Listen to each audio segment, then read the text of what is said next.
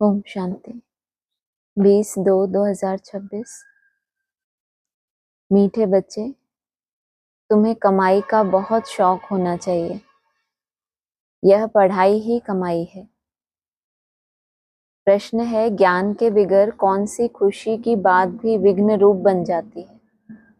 उत्तर, साक्षात्कार होना यह है तो खुशी की बात, लेकिन अगर यथार्थ रूप से ज्ञान नहीं है तो और ही मूंझ जाते हैं। समझो किसी को बाप का साक्षात्कार हुआ, बिंदु देखा, तो क्या समझेंगे? और ही मूंझेंगे।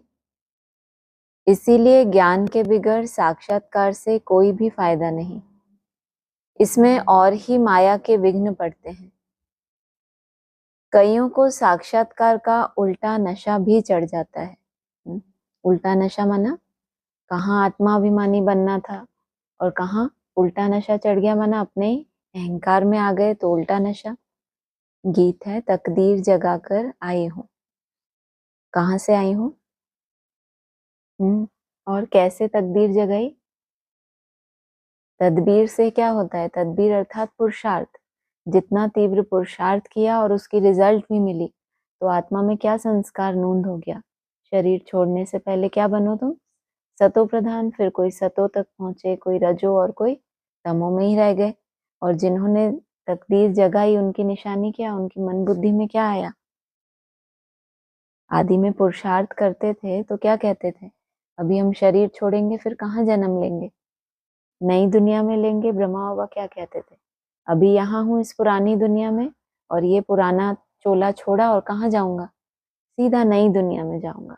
बाबा ने भी मुरली में कहा, अभी तुम यहाँ बैठे हो, शरीर छोड़ेंगे तो क्या होगा? गोल्डन स्पून इन माउथ होगा, क्योंकि इतना तुमने मेहनत कर ली इस जन्म में। तो जब नया जीवन लेकर आती है तो आत्मा की पुकार निकलती है कि मैं वहां से क्या किया मैंने? तकदीर अपनी जगाई है और मन बुद्धि में क्या बसा हुआ है? नई दुनिया बसी हुई है। जो पुरानापन बुद्धि में से अगर समाप्त होता जा रहा है तो क्या कहेंगे? आदि की तो बात हो गई, लेकिन जो अभी हमको टाइम पीरियड मिला 10 वर्ष का, उसमें भी जब वहां तक पहुंचेंगे तो कोई कोई क्या फील करेंगे कि तकदीर हमारी जग गई। टाइम ही इतना मिला था ना, कि इतने वर्ष का एक कल्प मिला था। 14 वर्ष का हो उसको, 10 वर्ष, तुमको मौका मिला है। तो जब वो जहाँ बैठे हैं वैकुंठवासी जो बन गए, और वो आत्मा भी वहां पहुंची, तो क्या निकलेगा कि तकदीर खुल गई मेरी। और कहाँ से जगा कर आई हूँ, कितनी लंबी यात्रा मैंने की है, इतना मेहनत करते करते अब जाके मेरी क्या हुई? तदबीर से तकदीर जग गई। ओम शांति। मीठे मीठे रूहानी बच्चों ने गीत सुना, नयों ने भी सुना, पुरानों ने भी सुना, कुमारों ने भी सुना कि यह पाठशाला है। जो नए नए हैं, जिनको अभी ये चांस मिला है कि अभी आने वाले 10 वर्षों में, पहले भी कहा था ना, आने वाले 10 वर्षों में, तो कुछ नए हैं, उनको अभी ये चांस मिला है, और कुछ क्या है? पुराने हैं। पाठशाला में कोई ना कोई तकदीर बनाई जाती है। वहां तो अनेक प्रकार की तकदीर है। कोई सर्जन बनने की, कोई बैरिस्टर बनने की तकदीर बनाते हैं। तकदीर को एम ऑब्जेक्ट कहा जाता है। तकदीर बनाने बिगर पाठशाला में क्या पढ़ेंगे? अब यहाँ बच्चे जानते हैं कि हम भी तकदीर बनाकर आए हैं। नई दुनिया के लिए अपना राज्य भाग्य लेने आए हैं। यह राजयोग है ही नई दुनिया के लिए। वह है पुरानी दुनिया के लिए। वह पुरानी दुनिया के लिए बैरिस्टर, इंजीनियर, सर्जन आदि बनते हैं। यह राजयोग है ही नई दुनिया के लिए। तो कोई राजयोग पुरानी दुनिया के लिए भी होता है। यह राजयोग है ही नई दुनिया के लिए। नई दुनिया की तकदीर कैसी है? जो मन बुद्धि में नई दुनिया बसे, नवीनता आए।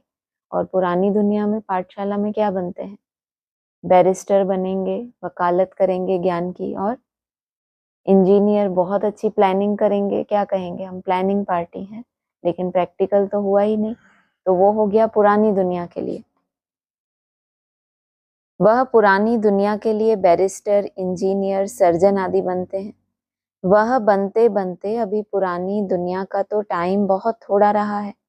कब तक टाइम है? जब तक तुम्हारी नई दुनिया स्थापन हो जाए तब तक ही उनके पास क्या है? टाइम बचा हुआ है। वह तो खत्म हो जाएंगे। वह तकदीर है इस मृत्यु लोक के लिए, यानी इस जन्म के लिए।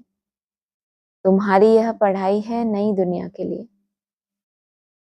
तुम नई दुनिया के लिए तकदीर बनाकर आए हो। नई दुनिया में तुमको राज्य भाग्य मिलेगा, लेकिन ये भी तकदीर है कि तुम उस नई दुनिया में जाने योग्य हो। तो इसके लिए भी क्या बनाई तुमने? तकदीर बनाई है अपने पुरुषार्थ से। कौन पढ़ाते हैं? बेहद का बाप, जिनसे ही वर्षा पाना है। जैसे डॉक्टर से डॉक्टरी का वर्षा पाते हैं, वह हो जाता है इस जन्म का वर्षा। एक तो वर्षा मिलता है बाप से, दूसरा वर्षा मिलता है अपनी पढ़ाई का।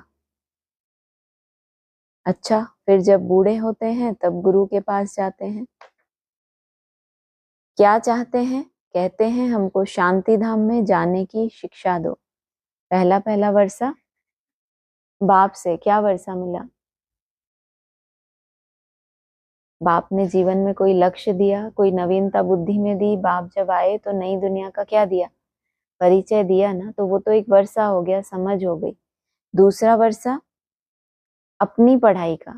टीचर ने जो पढ़ाया वो तो उनका आशीर्वाद हो गया कि बाप ने हमको ये समझ दे दी कि अभी नई दुनिया सामने खड़ी है और पुरानी दुनिया विनाश होने वाली है। तो ये तो बाप का मिला हुआ हो गया, उसमें आपकी तो कोई ताकत नहीं है। अपनी ताकत कब? जब आपने उस पढ़ाई को जितना अपने जीवन में धारण किया, वो हो गया अपनी पढ़ाई का वर्षा। और फिर जब बूढ़े होते हैं तो किसके पास जाते हैं? गुरु के पास जाते हैं। क्या चाहते हैं? कि हमको शांति धाम में जाने की शिक्षा दो। बहुत अशांत हो गए। बाप ने अपनी प्रॉपर्टी भी दी। बाप ने जो भी कमाई की किसको दी? बच्चों को दी। फिर बच्चों ने जो अपनी ताकत लगाई पढ़ाई में, वो हो गया उनका अपना वर्षा। लेकिन अगर नहीं लगाई ताकत, बैरिस्टर बने, इंजीनियर बने, लेकिन प्रैक्टिकल मनुष्य से देवता बनने की पढ़ाई नहीं पढ़ी, तो क्या कहेंगे फिर गुरु के पास जाकर कि अब हमको शांति चाहिए, हमको सद्गति दो, यहाँ से निकाल शांति धाम में ले जाओ। अब बाप से वर्षा मिलता है, टीचर से भी वर्षा मिलता है इस जन्म के लिए। बाकी गुरु से कुछ भी मिलता नहीं। टीचर से पढ़कर कुछ ना कुछ वर्षा पाते हैं। टीचर बने, स्विंग टीचर बने, माना सिलाई वाले टीचर बने, क्योंकि आजीविका तो चाहिए ना। बाप का वर्षा होते हुए भी पढ़ते हैं कि हम भी अपनी कमाई करें। बाप लौकिक जीवन में भी बच्चों को क्या करते हैं?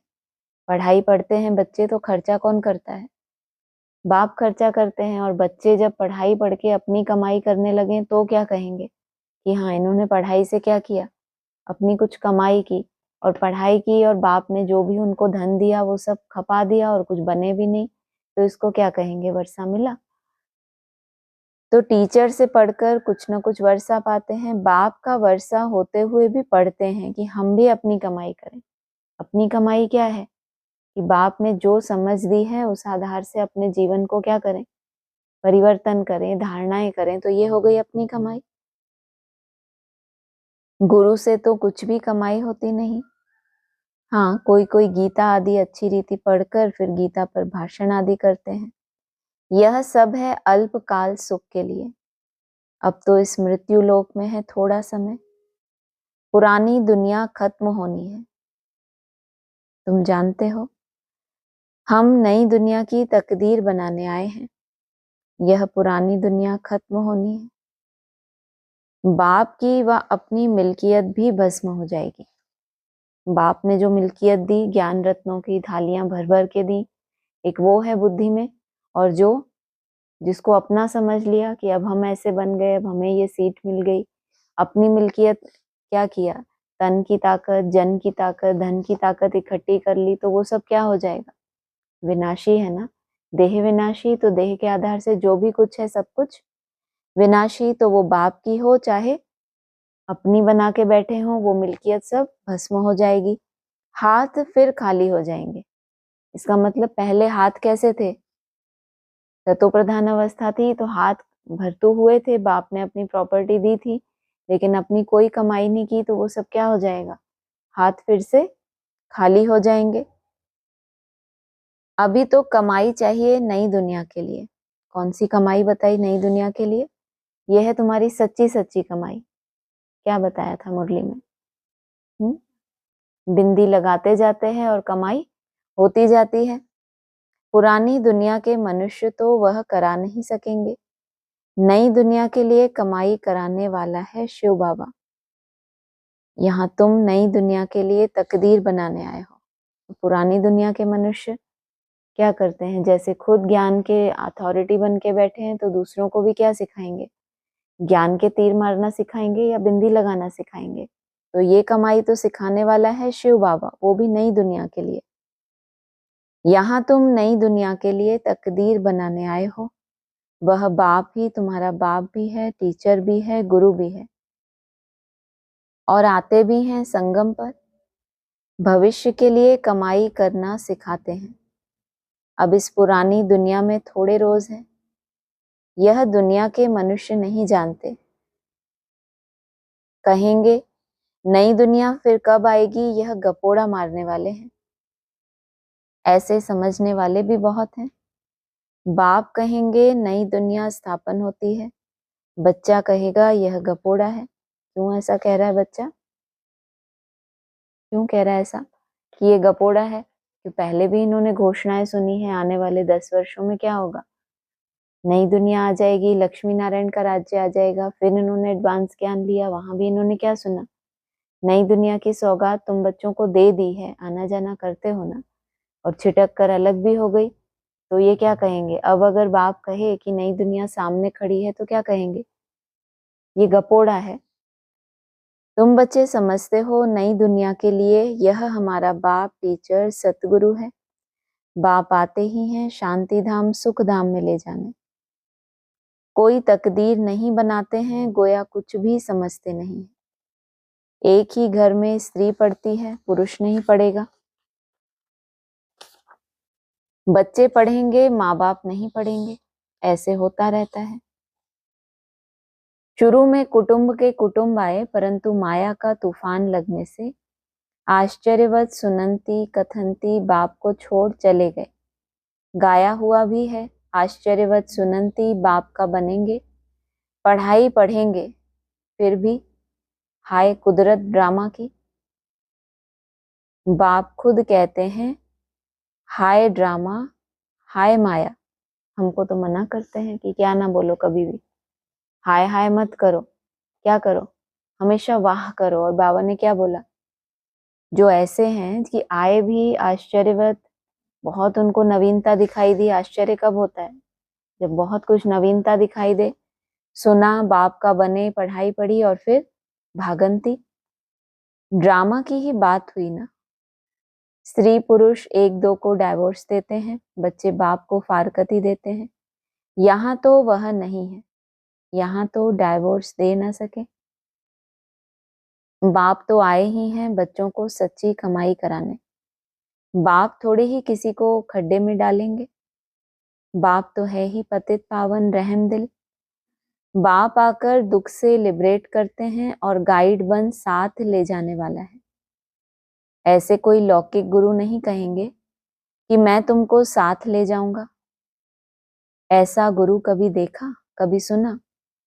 गुरु लोगों से तुम पूछो कि इतने आपके जो फॉलोअर्स हैं, तुम शरीर छोड़ जाएंगे, फिर क्या इन फॉलोअर्स को भी साथ ले जाएंगे? ऐसे तो कभी कोई नहीं कहेगा कि मैं फॉलोअर्स को साथ ले जाऊंगा। यह तो हो ना सके। कभी कोई कह ना सके कि मैं तुम सबको निर्वाण धाम या मुक्ति धाम में ले जाऊंगा। ऐसा प्रश्न कोई पूछ भी ना सके कि हमको आप साथ ले जाएंगे। शास्त्रों में है भगवानुवाच, मैं तुमको ले जाऊंगा। मच्छरों सदस्य सब जाते हैं। सतयुग में तो मनुष्य थोड़े होते हैं, कलयुग में तो ढेर मनुष्य हैं। शरीर छोड़ बाकी आत्माएं हिसाब किताब चुकतू कर चली जाएंगी। भागना जरूर है, इतने मनुष्य रह ना सके। तुम बच्चे अच्छी रीति जानते हो, अभी हमको जाना है घर। यह शरीर तो छोड़ना है, आप मुए मर गई दुनिया। अपने को सिर्फ आत्मा समझ बाप को याद करना है। शरीर छोड़ने के बाद तो क्या होता है, जिस दुनिया में थे उस दुनिया की विस्मृति होती है या वो स्मृतियां साथ लेके जाते हैं। हाँ, तो भगवान ने आकर भी वही लक्ष्य दिया कि जन्म जन्मांतर हम शरीर छोड़ते आए। जैसे ही शरीर छोड़ा तो उन संबंधियों को भूल जाते थे या उनको याद करते करते ही जाते थे। स्मृति जाती थी साथ में, शरीर छूटा और स्मृतियां सारी वहीं रह जाती थी। यहाँ भी क्या बोला, यह शरीर तो छोड़ना है, आप मुए मर गई दुनिया। अगर शरीर छोड़ के ही दुनिया समाप्त होनी है तो ये भगवान का दिया हुआ लक्ष्य हुआ। अपने को सिर्फ आत्मा समझ बाप को याद करना है। यह पुराना चोला तो छोड़ना है, यह दुनिया भी पुरानी है। जैसे पुराने घर में बैठे हुए नया घर सामने तैयार होता रहता तो समझेंगे कि हमारे लिए बन रहा है। बुद्धि चली जाएगी नए घर की तरफ, इसमें यह बनाओ, यह करो। ममत्व सारा पुराने से मिटकर नए में जुट जाता है। वह हुई हद की बात। यह है बेहद की दुनिया की बात। अभी कहाँ रह रहे हैं, चाहे शरीर पुराना है, चाहे मन बुद्धि कैसी है, पुराने संस्कारों के बीच में है, लेकिन उसको नया बना रहे हैं। आपको एक विधि मिल गई कि इन संस्कारों को कैसे चेंज करना है, उसके लिए क्या आपको युक्ति रचनी है। याद से क्या होगा, विक्रम विनाश होंगे तो संस्कार कैसे होंगे, चेंज होंगे। तभी तो कहेंगे कि तकदीर जग गई। हम कोशिश कर रहे थे कि क्या हो जाए, पुरानेपन से नयापन आ जाए। तो जब नया तैयार होता है तो उसमें करेक्शन करते रहते हैं ना, कि ये नहीं होना चाहिए, ये ऐसा नहीं होना चाहिए। अभी परमानेंट संस्कार बना नहीं है, लेकिन मेहनत क्या कर रहे हैं कि जो मुझे अपना एक निश्चित समय सीमा में आपने बांधा कि यहाँ तक मेरा ये लक्ष्य है, ये संस्कार, फलाना संस्कार, ऐसा मेरा स्वरूप होना चाहिए। तो उसमें करेक्शन करते रहते हो ना कि ये बोल ऐसा नहीं होना चाहिए, ये संकल्प इस तरह से नहीं होना चाहिए। तो क्या कर रहे हो, नया सामने तैयार कर रहे हो और उसमें करेक्शन करते जा रहे हैं। नई दुनिया है स्वर्ग, उसमें हम पुरानी दुनिया से ममत्व मिटाना है और नई दुनिया में लगाना है। जानते हैं यह पुरानी दुनिया तो खत्म हो जानी है। नई दुनिया है स्वर्ग, उसमें हम राजाई पद पाते हैं। जितना योग में रहेंगे, ज्ञान की धारणा करेंगे, औरों को समझाएंगे, उतना खुशी का पारा चढ़ेगा। बड़ा भारी इम्तिहान है। हम स्वर्ग का 21 जन्म के लिए वर्षा पा रहे हैं। साहूकार बनना तो अच्छा है ना, बड़ी आयु मिली तो अच्छा है ना। सृष्टि चक्र को याद करेंगे, जितना जो आप समान बनाएंगे उतना फायदा है। राजा बनना है तो प्रजा भी बनानी है। प्रदर्शनी में इतने ढेर आते हैं, वह सारी प्रजा बनती जाएगी, क्योंकि इस अविनाशी ज्ञान का विनाश तो होता नहीं, बुद्धि में आ जाएगा। पवित्र बन पवित्र दुनिया का मालिक बनना है। पुरुषार्थ जास्ती करेंगे तो प्रजा में ऊंच पद पाएंगे। बताओ, पुरुषार्थ ज्यादा किया तो भी क्या बने, क्योंकि राजा भी कैसे बने थे, केवल प्रदर्शनी में प्रजा को समझाकर क्या बने, प्रदर्शनी में संदेश दिया और ये क्या बनेंगी, तुम्हारी प्रजा। और अगर तुम पुरुषार्थ ऊंच करेंगे तो तुम भी क्या बन जाएंगे, प्रजा में ऊंच पद पालेंगे, नहीं तो कम दर्जे वाली प्रजा बनेंगे। नंबरवार तो होते हैं ना। राम राज्य की स्थापना हो रही है, रावण राज्य का विनाश हो जाएगा, है ना। विनाश के लिए कर्तव्य की बात नहीं है, स्थापना के लिए क्या करना है, मेहनत करनी है, और रावण राज्य का विनाश हो ही जाएगा। सतयुग में तो होंगे ही देवताएं।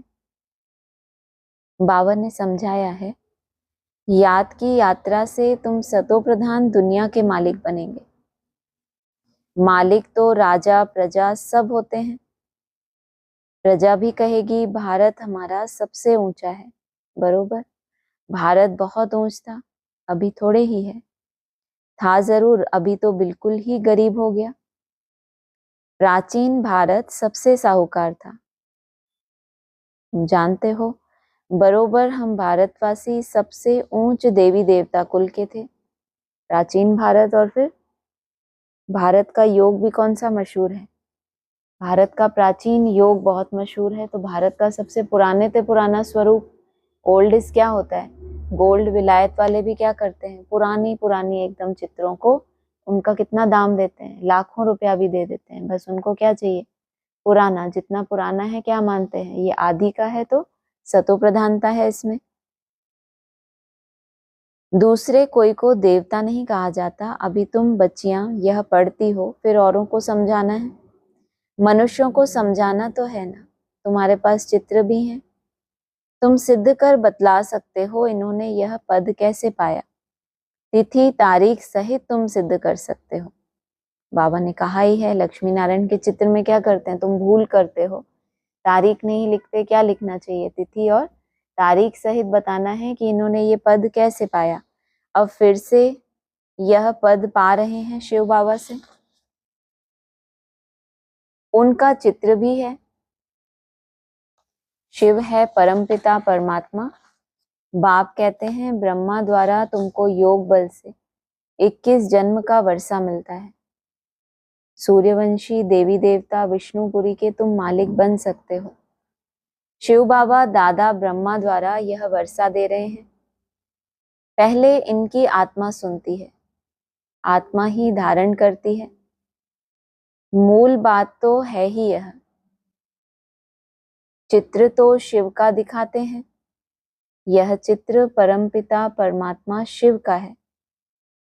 ब्रह्मा विष्णु शंकर हैं सूक्ष्म वतन के देवताएं, जबकि शिव को क्या कहते हैं? हजारों सूर्यों से तेजोमय है, कोई कह देते हैं बिंदी है, कोई कह देते हैं निराकार है। बाबा कह रहे हैं चित्र तो शिव का दिखाते हैं।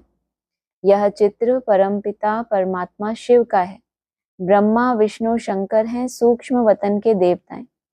प्रजापिता ब्रह्मा तो जरूर यहाँ चाहिए। कितने हो गए? एक हो गया शिव का चित्र, और फिर 3 ब्रह्मा विष्णु शंकर, ये कहाँ के हो गए? सूक्ष्म वतन के। और उसके बाद फिर प्रजापिता ब्रह्मा तो जरूर यहाँ चाहिए। प्रजापिता ब्रह्मा के बच्चे ब्रह्मा कुमार कुमारियां ढेर हैं। जब तक ब्रह्मा के बच्चे ना बने तो ब्राह्मण ना बने तो शिव बाबा से वर्षा कैसे लेंगे? कुख की पैदाइश तो हो न सके। गाया भी जाता है मुख वंशावली। तुम कहेंगे हम प्रजापिता ब्रह्मा की मुख वंशावली हैं। वह गुरुओं के फॉलोअर्स होते हैं। यहाँ तुम एक को ही बाप टीचर सतगुरु कहते हो, सो भी इनको नहीं कहते हो किसकी संतान? प्रजापिता ब्रह्मा की मुख वंशावली हो, लेकिन तुम बाप टीचर सतगुरु बुद्धि में क्या है? वो शिव बाबा है, तुम इनको नहीं कहते। निराकार शिव बाबा भी है। ज्ञान का सागर है, सृष्टि के आदि मध्य अंत का ज्ञान देते हैं। टीचर भी वह निराकार है जो साकार द्वारा ज्ञान सुनाते हैं। आत्मा ही बोलती है। आत्मा कहती है मेरे शरीर को तंग मत करो। आत्मा दुखी होती है तो समझानी दी जाती है, जबकि विनाश सामने खड़ा है। पारलौकिक बाप आते ही हैं अंत में सबको वापस ले जाने। बाकी जो भी कुछ है वो सब विनाश होने का है। इसको कहा जाता है मृत्यु लोक। स्वर्ग तो यहाँ पृथ्वी पर होता है क्या ये? मृत्यु लोक है। कहना चाहिए स्वर्ग तो अमर लोक होता है। स्वर्ग भी कहाँ होता है? यहाँ पृथ्वी पर ही होता है। देलवाड़ा मंदिर बना हुआ है, नीचे तपस्या कर रहे हैं और ऊपर में है स्वर्ग। नहीं तो कहाँ दिखाएं? ऊपर में देवताओं के चित्र दिखाए हैं, वह भी होंगे तो यहाँ ना। समझाने की बड़ी युक्ति चाहिए कि नीचे तपस्या कर रहे थे जब पुरुषार्थी जीवन था, विनाश सामने खड़ा था, और ये क्या कर रहे थे?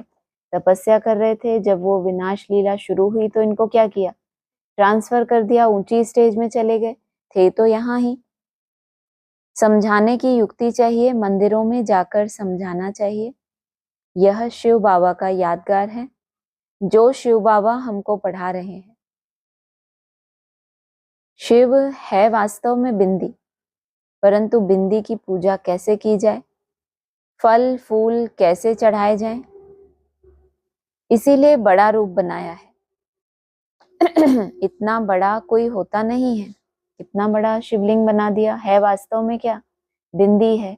और बिंदी होगी तो तुमको क्या करना है, तुमको बाप समान बनना है, तो बिंदी में क्या गुण है, क्या चरित्र है, कैसे जानेंगे। तो उन्होंने बड़ा रूप बना दिया। इतना बड़ा कोई होता नहीं, गाया भी जाता है, भ्रुकुटी के बीच चमकता है अजब सितारा।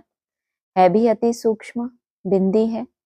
बड़ी चीज हो तो साइंस आदि वाले झट उनको पकड़ लें।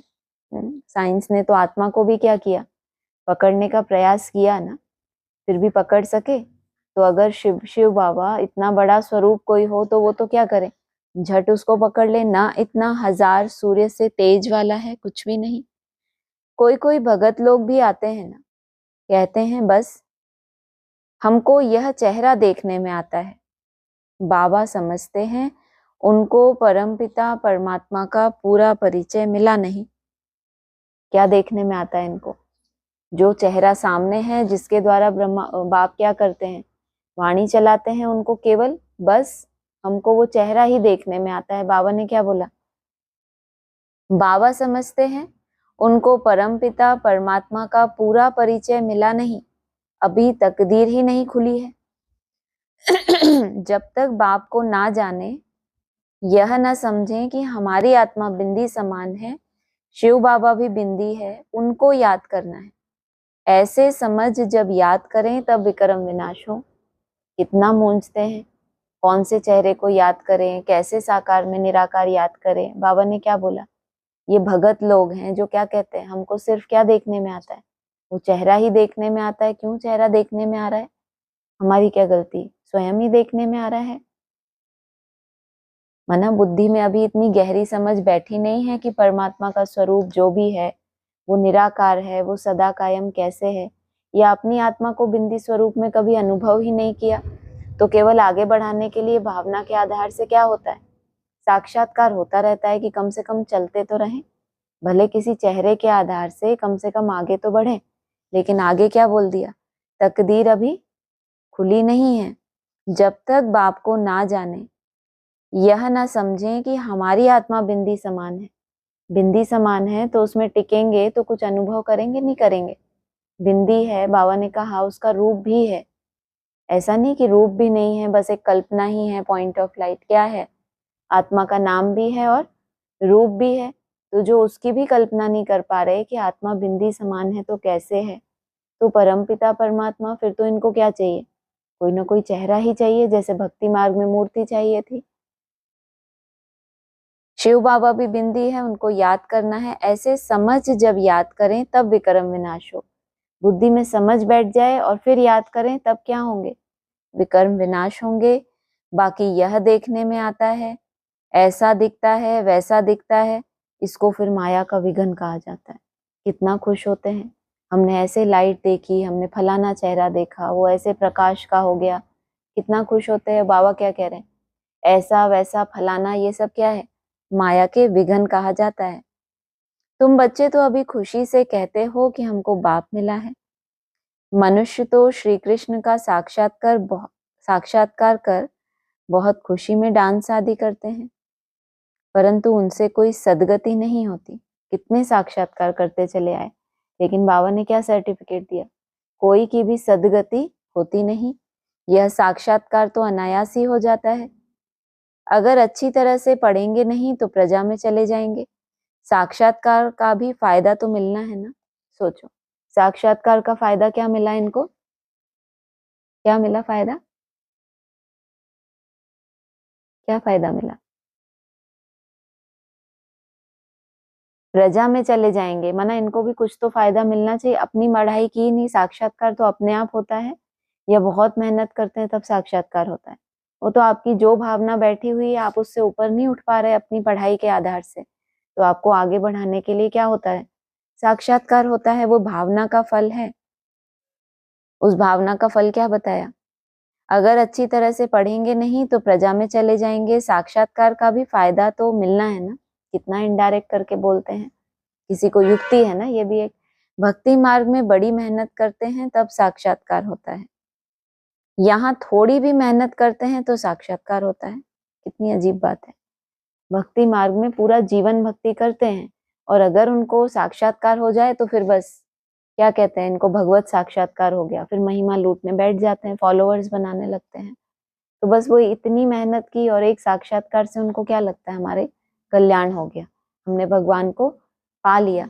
और यहाँ थोड़ी भी मेहनत करते हैं तो क्या होता है, मेहनत कर रहे हैं, थोड़ी ही की है अभी मेहनत, ज्यादा करते तो साक्षात्कार की दरकार थी, फिर तो क्या होती, फिर तो रूलिंग और कंट्रोलिंग पावर को समझ लिया होता और फिर कमाई में लग जाते, पीछे मुड़कर देखते ही नहीं कि इस पढ़ाई का फल क्या मिल रहा है, केवल मुझे कमाई करनी है। लेकिन थोड़ी मेहनत की है, इसलिए क्या हो रहा है, साक्षात्कार होता है, लेकिन फायदा कुछ भी नहीं। श्री कृष्णपुरी में साधारण प्रजा आदि जाकर बनेंगे। इतना साक्षात्कार किया कृष्ण का तो कुछ तो फल मिलना चाहिए, तो उस पुरी में जाएंगे, लेकिन प्रजा भी कैसी, एकदम साधारण प्रजा, जो शायद महल में भी ना घुस सके। बाप का फरमान है, अभी तुम बच्चे जानते हो शिव बाबा हमको यह नॉलेज सुना रहे हैं। बाप का फरमान है पवित्र जरूर बनना है, परंतु कोई कोई पवित्र भी रह नहीं सकते, कोई पतित भी यहाँ छिपकर आ जाते हैं, वह अपना ही नुकसान करते हैं, अपने को ठगते हैं। बाप को ठगने की बात ही नहीं। बाप से ठगी करके कोई पैसा लेना है क्या? वो सोचते हैं हमने छुपाया, लेकिन बाप से इतने अनमोल ज्ञान रतन तो मिल रहे हैं ना, तो वो बुद्धि कैसी हो जाती है, पत्थर बुद्धि, तो उस बुद्धि में जाएंगे। कंडीशन ही लगा दी, ये धन कैसा है, इसमें कोई ताला तो लगा हुआ नहीं है, लेकिन जाएगा उसी के पास जिसकी बुद्धि कैसी होगी, सोने का बर्तन होगा तब ये होगा। तो बाप से ठगी करके कोई पैसा लेना है क्या? शिव बाबा की श्रीमत पर कायदे से नहीं चलते तो क्या हाल होगा, समझा जाएगा तकदीर में नहीं है, नहीं पढ़ते और ही औरों को दुख देते रहेंगे, तो एक तो बहुत सजाएं खानी पड़ेंगी, दूसरा फिर पद भी भ्रष्ट हो जाएगा। कोई भी कायदे के विरुद्ध काम नहीं करना चाहिए। बाप तो समझाएंगे ना कि तुम्हारी चलन ठीक नहीं है। बाप तो कमाई करने का रास्ता बताते हैं, फिर कोई करे ना करे उनकी तकदीर। सजाएं खाकर वापस शांति धाम तो जाना ही है। पद भ्रष्ट हो जाएगा, कुछ भी मिलेगा नहीं। आते तो बहुत हैं, परंतु यहाँ तो बाप से वर्षा लेने की बात है, सिर्फ आने से मतलब नहीं है। आते तो बहुत हैं, लेकिन बाप से वर्षा लिया कि नहीं वो कैसे पता चले, जितनी आपने पढ़ाई के आधार से अपनी कमाई की है। बच्चे कहते हैं बाबा हम तो स्वर्ग का सूर्यवंशी राजाई पद पाएंगे, राजयोग है ना। स्टूडेंट स्कॉलरशिप भी लेते हैं ना, पास होने वालों को स्कॉलरशिप मिलती है। यह माला उन्हों की बनी हुई है जिन्होंने स्कॉलरशिप ली है। जितना जितना जैसा पास होगा ऐसे ऐसे स्कॉलरशिप मिलेगी। यह माला बनी हुई है। स्कॉलरशिप वालों की वृद्धि होते होते हजारों बन जाते हैं। कहाँ तक पहुंचेगी माला? 16,000 को क्या बता दिया, सब पास होने वाले हैं, माला भी इन्हों की बनी हुई है। राजाई पद है स्कॉलरशिप। जो अच्छी रीति पढ़ाई पढ़ते हैं वह गुप्त नहीं रह सकते। बहुत नए नए भी पुरानों से आगे निकल पड़ेंगे। जैसे देखो, कई बच्चियां आती हैं, कहती हैं हमको यह पढ़ाई तो बहुत अच्छी लगती है, हम प्रण करते हैं यह जिस्मानी पढ़ाई का कोर्स पूरा कर फिर इस पढ़ाई में लग जाएंगी, अपना हीरे जैसा जीवन बनाएंगी। हम अपनी सच्ची कमाई कर 21 जन्मों के लिए वर्षा पाएंगे। कितनी खुशी होती है। जानते हैं यह वर्षा अब नहीं लिया तो फिर कभी नहीं ले सकेंगे। पढ़ाई का शौक होता है ना, कोई को तो जरा भी शौक नहीं है समझने का। पुरानों को भी इतना शौक नहीं जितना नयों को है। वंडर है ना।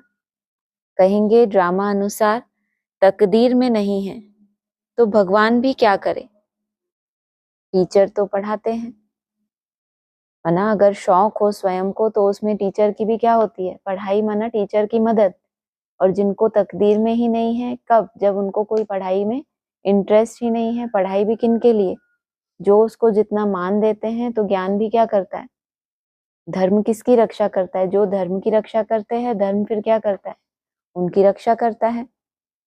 अच्छा मीठे मीठे सिकीलदे बच्चों प्रति माता पिता बाप दादा का याद प्यार गुड मॉर्निंग। रूहानी बाप की रूहानी बच्चों को नमस्ते। रूहानी बच्चों की रूहानी बाप दादा को नमस्ते। धारणा के लिए सार है, अपनी कमियों को छिपाना भी स्वयं को ठगना है, इसलिए कभी भी अपने से ठगी नहीं करनी। अपनी ही कमियां हैं और उनको भी क्या कर रहे, छुपा लिया तो क्या कर रहे, स्वयं से ठगी कर रहे। अगर स्वयं के मित्र हों तो क्या करें, उन कमियों के ऊपर मेहनत करें, उनको निकालने का पुरुषार्थ करें, क्योंकि आत्मा को जान लिया कि आत्मा के साथ ये संस्कार हमेशा के लिए ट्रांसफर हो जाने वाले हैं, अविनाशी बनने वाले हैं।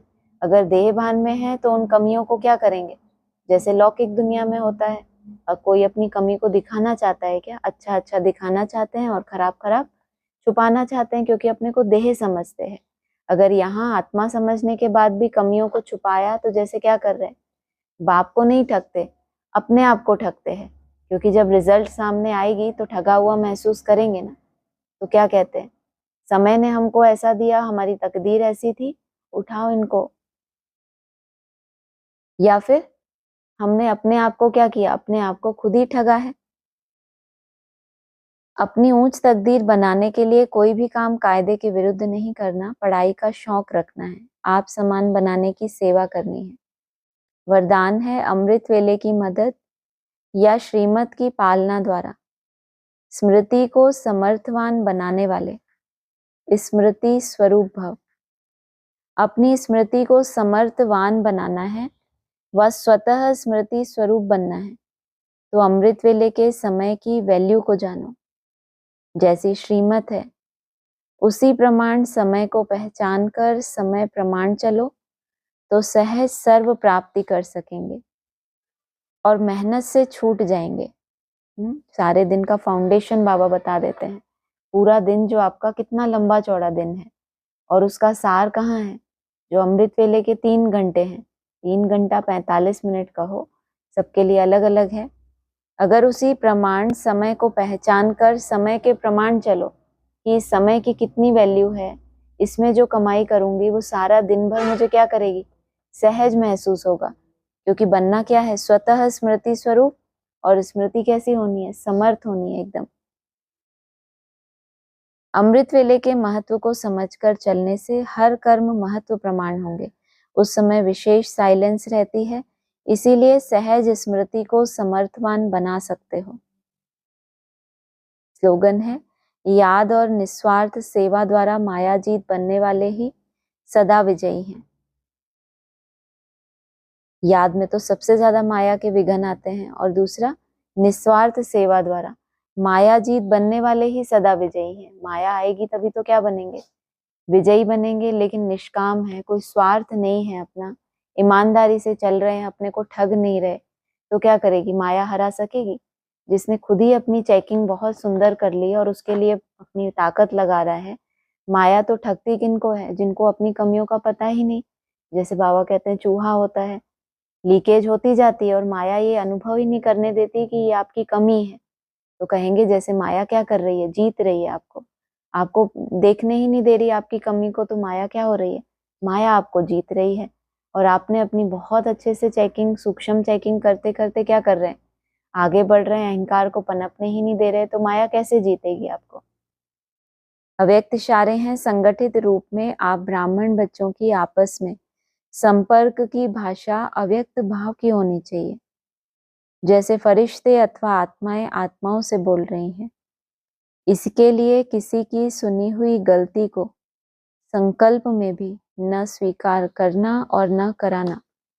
क्या भाषा की बात हो रही है, भाषा तो मुख से होती है, लेकिन ये कौन सी भाषा बताई, अव्यक्त भाव की भाषा। हर एक को जब आत्मिक स्वरूप में देखेंगे तो भाव कैसा होगा, कोई कैसा भी है उसके प्रति आपका भाव कैसा होगा। तो किसी की भी सुनी हुई गलती को, किसी ने आपको सुना दिया कि ये फलाना ऐसा है, तो उसको संकल्प में भी क्या नहीं करना, स्वीकार नहीं कर लेना कि ये ऐसा ही है। क्योंकि सुनी सुनाई बातों से क्या होता है, दुर्गति होती है।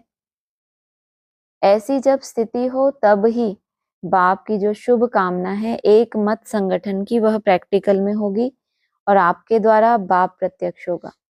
जिसके ऊपर विश्वास होता है, जो कोई अपना होता है, उसकी कोई आपको बुराई भी करे तो आप मान लेते हो। आपको कितना विश्वास रहता है कि नहीं, ये ऐसा हो ही नहीं सकता। तो ऐसे ही एकमत संगठन कब दिखाई देगा? जब किसी की भी गलती को क्या करें, सुनी हुई है वो स्वीकार ना करे मन बुद्धि से। ओम शांति। साकार मुरली पॉइंट है।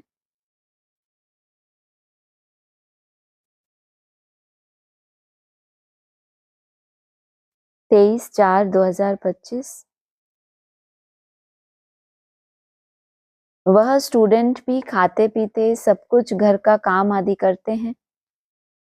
हाँ, कोई हॉस्टल में रहते हैं कि जास्ती पढ़ाई में ध्यान रहेगा।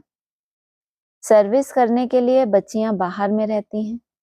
कैसे कैसे मनुष्य आते हैं। यहाँ तो कितने सेफ बैठे हो, कोई अंदर घुस ना सके।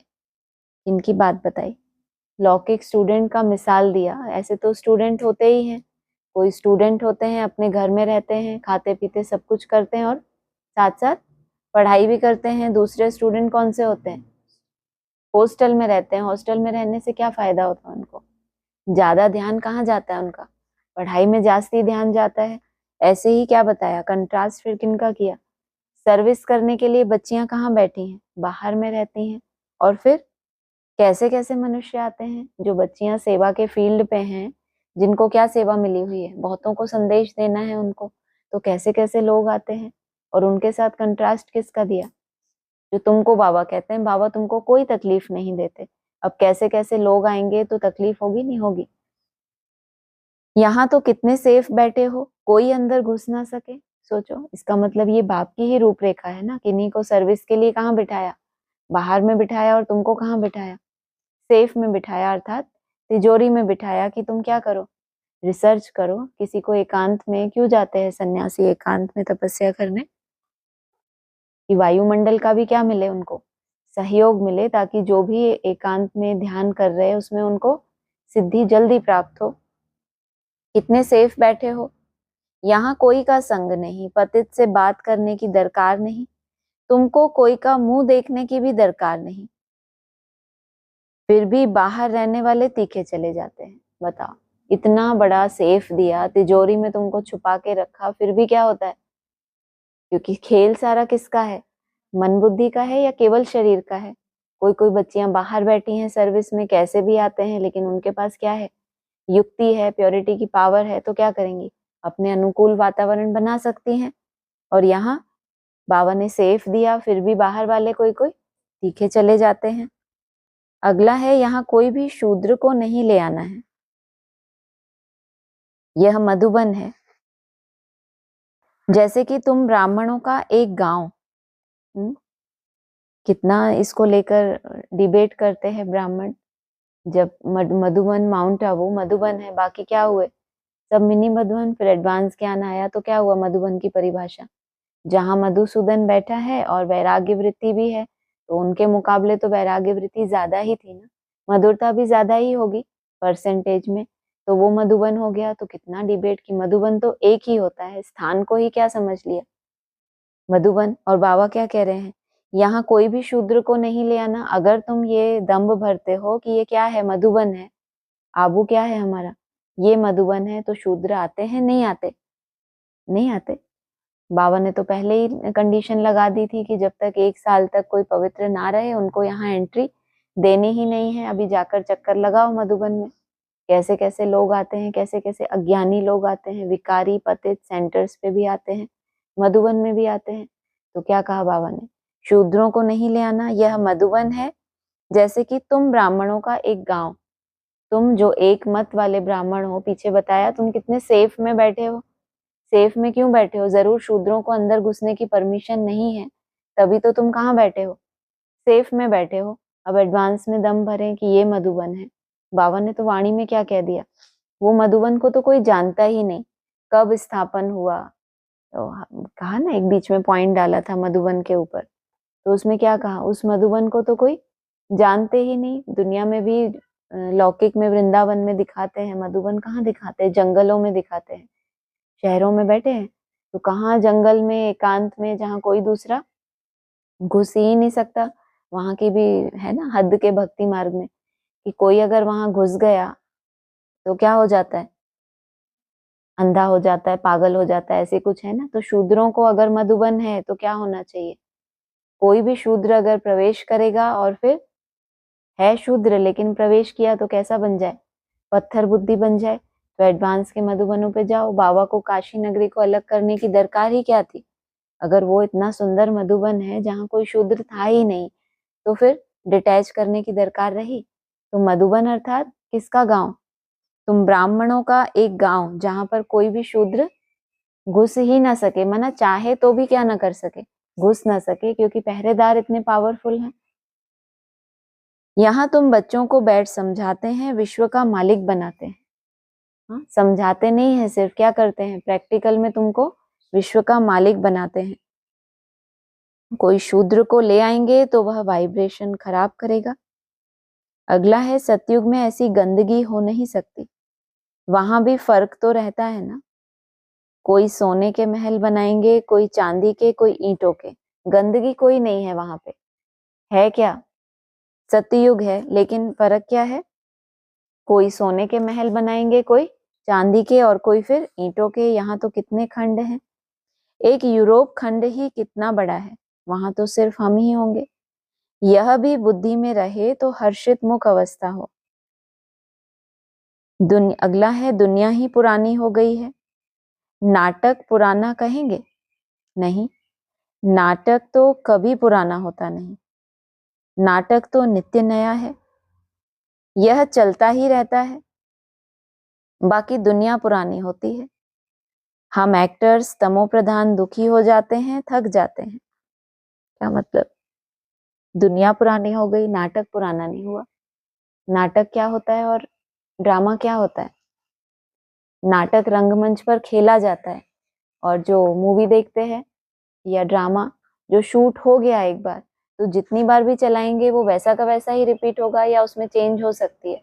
और नाटक में क्या होता है, कोई एक्टर चला गया तो फिर उसकी जगह कौन आएगा, नया एक्टर आएगा, एज इट इज होता है ना, वो रामलीला करते हैं, तो रोज ही क्या होता है, वो पुराना होता है। भले कोई एक्टर बीमार पड़ जाए, चला जाए, तो भी क्या होता है, उसकी जगह दूसरा एक्टर आ जाता है। तो ये जो नाटक है, नाटक किसका है, नाटक के जो मुख्य मुख्य एक्टर्स हैं उनके लिए है ना वो खास। तो उनके अंदर पुरानापन नहीं है, वो क्या है, नित्य नया। माना जो सीढ़ी उल्टी चढ़ रहे हैं उनके लिए क्या है, नया नया देखते हैं, क्योंकि कहाँ से उतरे हैं, अपनी सतोप्रधान अवस्था से नीचे आए हैं। तो आत्मा में संस्कार तो है, अपनी उस सतोप्रधान अवस्था क्या थी मेरी।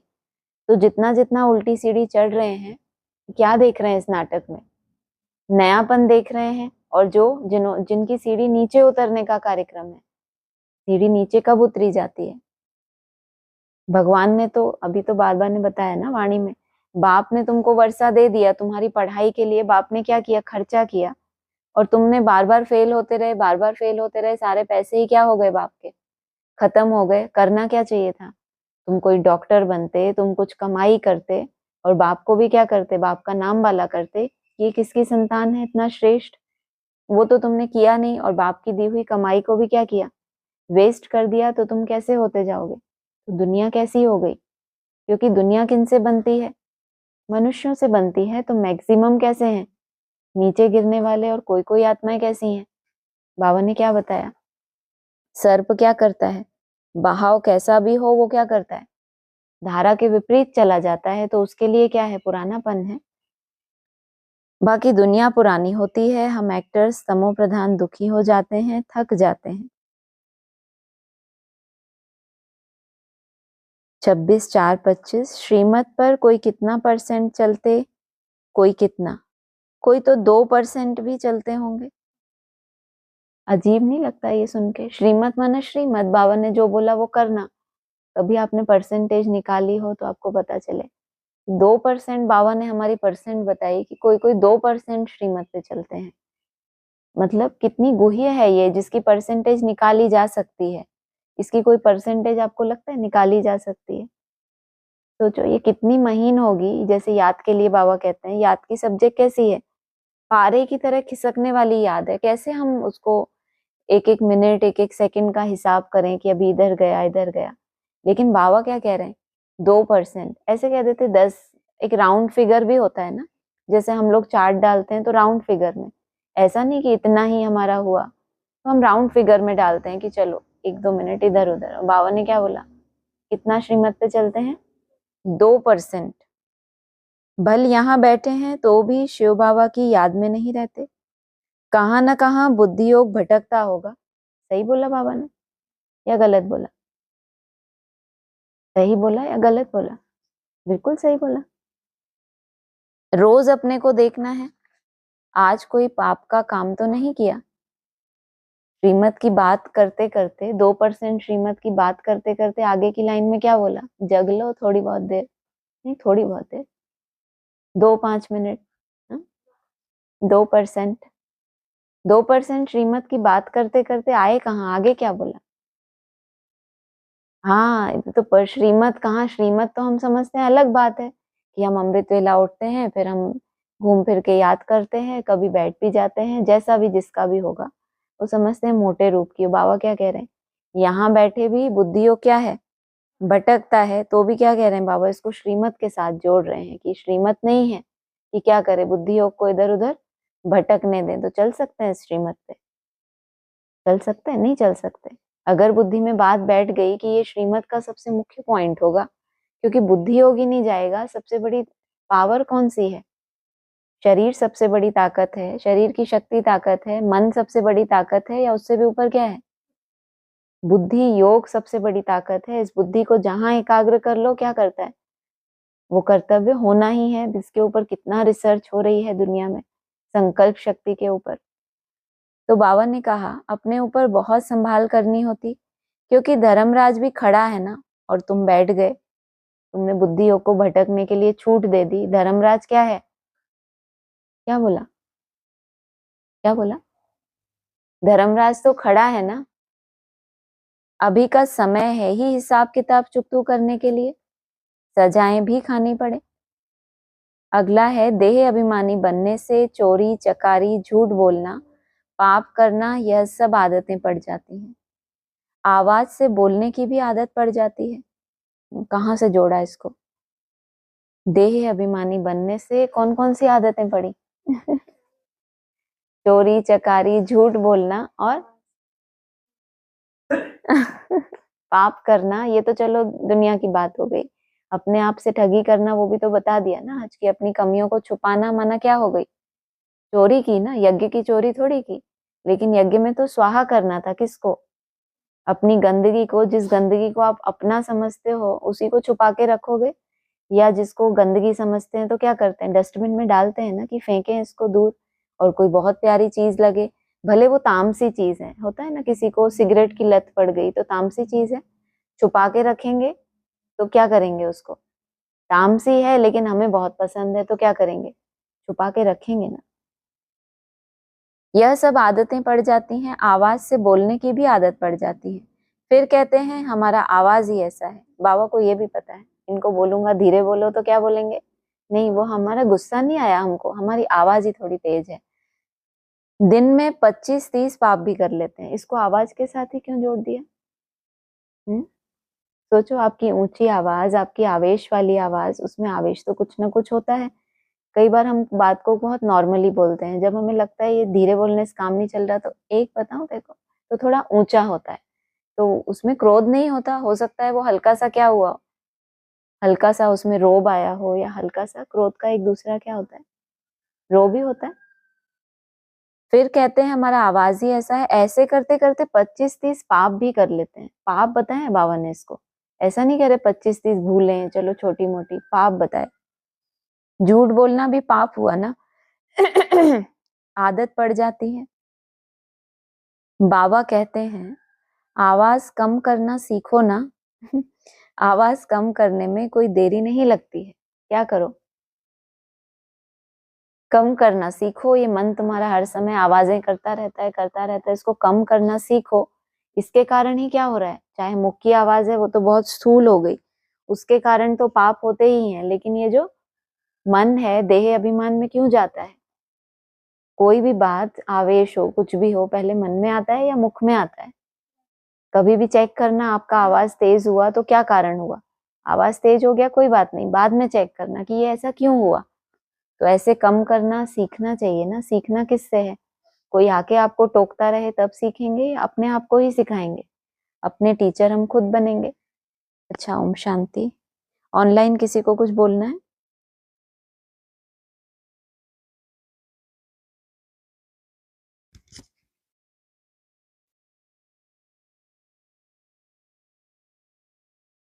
ठीक है, ओम शांति।